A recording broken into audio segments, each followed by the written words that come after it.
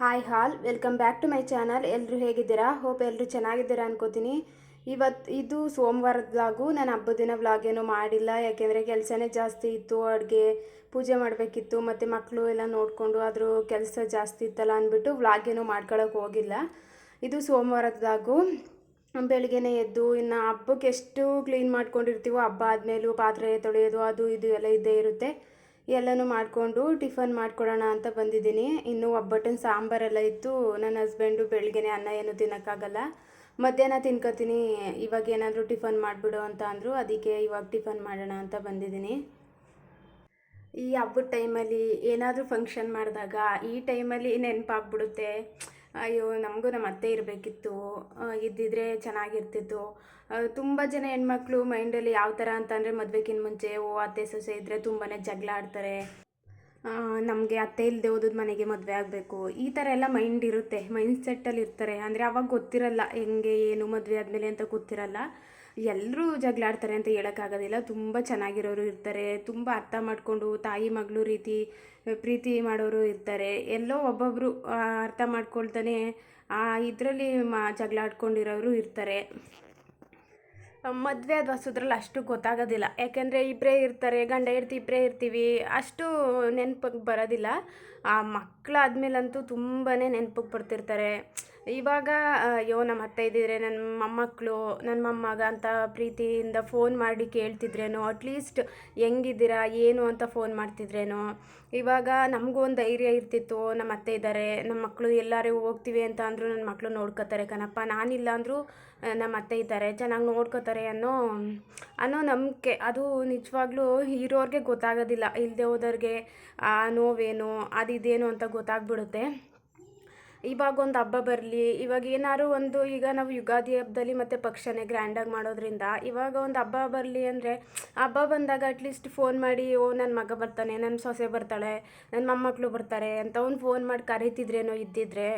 ನಿಜವಾಗ್ಲೂ ಅಮ್ಮನೇ, ಬೇರೆಯವರೇ ಫ್ರೆಂಡ್ಸ್, ಯಾರೂ ತಾಯಿ ಜಾಗನೂ ತುಂಬೋಕ್ಕೆ ಸಾಧ್ಯವೂ ಇಲ್ಲ, ಆ ಥರ ನೋಡ್ಕೊಳ್ಳೋದು ಇಲ್ಲ ಯಾರೂ. ಎತ್ತೋರ್ಗೆ ಯಜ್ಞ ಮುದ್ದು ಅಂತ ಮಕ್ಕಳು ಹೆಂಗೆ ಇರಲಿ, ಏನೇ ಇರಲಿ, ಕಪ್ಪಗಿರಲಿ ಬೆಳಗಿರಲಿ, ಯಾವುದೇ ರೀತಿ ಇದ್ರೂ ಆ ತಾಯಿಗೆ ಅವ್ರ ಮಕ್ಕಳೇ ಚಿನ್ನ ಬಂಗಾರ. ಅಷ್ಟು ಪ್ರೀತಿನ ಯಾರೂ ಕೊಡೋದಕ್ಕೂ ಸಾಧ್ಯ ಇಲ್ಲ, ಅವ್ರ ಥರ ಯಾರೂ ನೋಡ್ಕೊಳ್ಳೋದು ಇಲ್ಲ. ಇವಾಗ ಚಿಕ್ಕ ವಯಸ್ಸಲ್ಲೇ ಹೆಂಡ್ತಿ ಸತ್ತೋಗ್ಬಿಟ್ರೆ ಇನ್ನೊಂದು ಮದುವೆ ಆಗ್ತಾರೆ, ಅದೆಲ್ಲ ಅವ್ರವ್ರ ಇಷ್ಟ, ಅವ್ರವ್ರ ಪರ್ಸ್ನಲ್ಲು. ಆದರೆ ನಮಗೆ ಅಷ್ಟು ಪ್ರೀತಿ ಕೊಡೋದಿಲ್ಲ ಯಾರೂ. ತಾಯಿ ನೋಡ್ಕೊಳ್ಳೋ ಥರ ಯಾರೂ ನೋಡ್ಕೊಳ್ಳೋದಿಲ್ಲ. ಇರೋರಿಗೆ ಗೊತ್ತಾಗೋದಿಲ್ಲ, ಇಲ್ಲದೆ ಹೋದವ್ರಿಗೆ ಆ ನೋವೇನು. ಇಲ್ಲ ಅಂದರೆ ಎಷ್ಟೊಂದೆಲ್ಲ ಚಿಂತೆ, ಎಷ್ಟೊಂದೆಲ್ಲ ಯೋಚನೆ ಮಾಡ್ತೀವಿ ಅಂತ. ಇಲ್ಲದೆ ಹೋದವ್ರಿಗೆ ಗೊತ್ತಾಗೋದು ಆ ಕಷ್ಟ ಏನು ಅಂತ. ನನಗೆ ನಮ್ಮ ಅಮ್ಮ ಇದ್ದಾರೆ, ನನಗೆ ಮದುವೆಗಿಂತ ಮುಂಚೆ ಇಷ್ಟೊಂದೆಲ್ಲ ಯೋಚನೆ ಮಾಡ್ತಾರೆ, ತಾಯಿ ಇಲ್ಲ ಅಂದರೆ ಇಷ್ಟೊಂದೆಲ್ಲ ಇದು ಮಾಡ್ತಾರೆ ಅಂತ ಗೊತ್ತೇ ಇರಲಿಲ್ಲ. ಈಗ ನನ್ನ ಹಸ್ಬೆಂಡ್ಗಿಲ್ಲ, ಅವರು ಇವಾಗ ಒಂದು ಹಬ್ಬದಲ್ಲಿ ಒಂದು ಫಂಕ್ಷನಲ್ಲಿ ನಮ್ಮ ಅಕ್ಕ ಇದ್ದಿದ್ರೆ ಅಟ್ಲೀಸ್ಟ್ ಒಂದು ಫೋನ್ ಮಾಡಿ ಕರೀತಿದ್ರೇನೋ ಹಬ್ಬಕ್ಕೆ ಬನ್ನಿ ಅಂತ. ಇವಾಗ ಮೊಮ್ಮಕ್ಕಳು ಎಲ್ಲ ಹೆಂಗಿದ್ದರು, ಮಗಳು ಎಲ್ಲ ಹೆಂಗಿದ್ದರು ಅಂತ ಕೇಳ್ತಿದ್ರೇನೋ ಅಂತ ತುಂಬಾ ನೆನೆಸ್ಕೋತಿರ್ತಾರೆ. ಈ ಹಬ್ಬದ ಟೈಮ್ಗಳಲ್ಲೇ ಜಾಸ್ತಿ ನೆನಪು ಬಂದ್ಬಿಡುತ್ತೆ. ಇವಾಗ ನಾನು ಎಷ್ಟೇ ಪ್ರೀತಿ ಕೊಡ್ಬೋದು ನನ್ನ ಗಂಡನಿಗೆ, ಇವಾಗ ನನ್ನ ಮಗಳಿದ್ದಾರೆ, ನನ್ನ ಮಕ್ಕಳು ಇದ್ದಾರೆ, ಎಷ್ಟೇ ಪ್ರೀತಿಯಿಂದ ನೋಡ್ಕೋಬೋದು, ಆದರೆ ಆ ತಾಯಿ ಪ್ರೀತಿ ಅಂತ ಯಾರಿಂದನೂ ಕೊಡೋಕ್ಕೆ ಸಾಧ್ಯ ಇಲ್ಲ. ಇವಾಗ ಒಂದು ನೆನಪು ಬಂದ್ಬಿಡುತ್ತೆ. ಅದು ಈಗ ಏನಾರು ಹಬ್ಬ ಮಾಡ್ತಿದ್ದೀವಿ ಅಂದಾಗ ಅಯ್ಯೋ ನಮ್ಮ ಅಕ್ಕ ಇದ್ದಿದ್ರೆ ಹೆಂಗಿರೋದು ಏನು ಎತ್ತ ಅಂತದೆಲ್ಲ ನೆನಪು ಇರೋ ತನಕ ಆ ನೆನಪಿದ್ದೇ ಇರುತ್ತೆ. ಎಷ್ಟೇ ಇವಾಗ ಇಡ್ತಿದ್ದಾಳೆ, ಮಕ್ಕಳಿದ್ದಾರೆ ಬಿಡು ನೀನೇನು ಇವಾಗ ಯಾಕೆ ಯೋಚನೆ ಮಾಡ್ತೀಯ ಅಂತ ಹೇಳ್ತಾರೆ. ಅದು ಇರೋ ತನಕನೂ ಆ ನೆನಪು, ಏನೇನೋ ಕಳೆದಿರೋ ಕ್ಷಣಗಳು ಅವೆಲ್ಲ ನೆನಪಲ್ಲಿ ಇದ್ದೇ ಇರ್ತವೆ. ತಾಯಿ ಪ್ರೀತಿಗೆ ನಿಜವಾಗ್ಲೂ ಯಾರೂ ಅಷ್ಟೂ ಪ್ರೀತಿ ಕೊಡೋದಕ್ಕಾಗಲ್ಲ. ಇವಾಗ ಒಂದು ಮಗು ಹುಷಾರಿಲ್ಲ, ಇವಾಗ ಮಕ್ಳಿಗೆ ಹುಷಾರಿಲ್ಲ ಅಂತ ಅಂದರೆ, ಇವಾಗ ನಾನೇ ನನ್ನ ಮಕ್ಳಿಗೆ ಹುಷಾರಿಲ್ಲ ಅಂದರೆ ನೈಟೆಲ್ಲ ನಿದ್ದೆ ಮಾಡಲ್ಲ, ನೈಟೆಲ್ಲ ಎಚ್ಚರಾಗಿದೆಯೋ, ಅಯ್ಯೋ ಜ್ವರ ಬಂದಿದೆಯೋ, ಹೋಗಿದೆಯೋ, ಔಷಧಿ ಹಾಕಬೇಕು, ಇಷ್ಟು ಟೈಮ್ಗೆ ಔಷಧಿ ಹಾಕಬೇಕು ಅಂತ ಎಲ್ಲ ಅಷ್ಟು ನಾವು ಇದು ಮಾಡ್ತಾ ಇರ್ತೀವಿ. ನಿಜವಾಗ್ಲೂ ತಾಯಿ ನನಗೆ ಮಕ್ಕಳಾದ್ಮೇಲೆ ಗೊತ್ತಾಗಿದ್ದು, ಯಪ್ಪ ಇಷ್ಟೊಂದೆಲ್ಲ ಬಾಂಡಿಂಗ್ ಇರುತ್ತಲ್ಲ ತಾಯಿ ಮಕ್ಕಳು. ಇದು ಎಷ್ಟೊಂದೆಲ್ಲ ಯೋಚನೆ ಮಾಡ್ತೀವಿ, ನಮಗಿಂತ ಹೆಚ್ಚಾಗಿ ಮಕ್ಕಳ ಬಗ್ಗೆನೇ ಯೋಚನೆ ಮಾಡ್ತೀವಿ. ಇಷ್ಟು ಪ್ರೀತಿನ ಯಾರು ಕೊಡೋಕ್ಕಾಯ್ತದೆ? ಆ ತಾಯಿ ಬಿಟ್ಟರೆ ನಿಜವಾಗ್ಲೂ ಯಾರಿಂದನೂ ಕೊಡೋಕ್ಕಾಗೋದಿಲ್ಲ. ನಮಗಂತೂ ಇಲ್ಲ.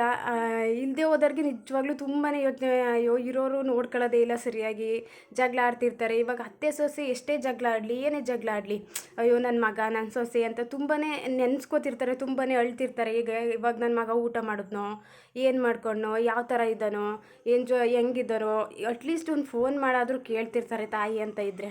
ಬೇರೆಯವ್ರು ಯಾರೂ ಅಷ್ಟು ತಾಯಿ ಥರ ಕೇಳೋದು ಇಲ್ಲ, ತಾಯಿ ಥರ ಪ್ರೀತಿನೂ ಮಾಡೋದಿಲ್ಲ.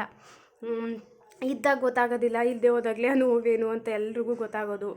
ಇರೋರಂತೂ ಚೆನ್ನಾಗಿ ನೋಡ್ಕೊಳ್ಳಿ. ಇದ್ದಾಗ ಸುಮ್ಮನೆ ಸತ್ತಾಗ ಬಡ್ಕೊಳ್ಳೋದು ಕೂತ್ಕೊಂಡು ಸುಮ್ಮನೆ ವೇಸ್ಟು ಅದು.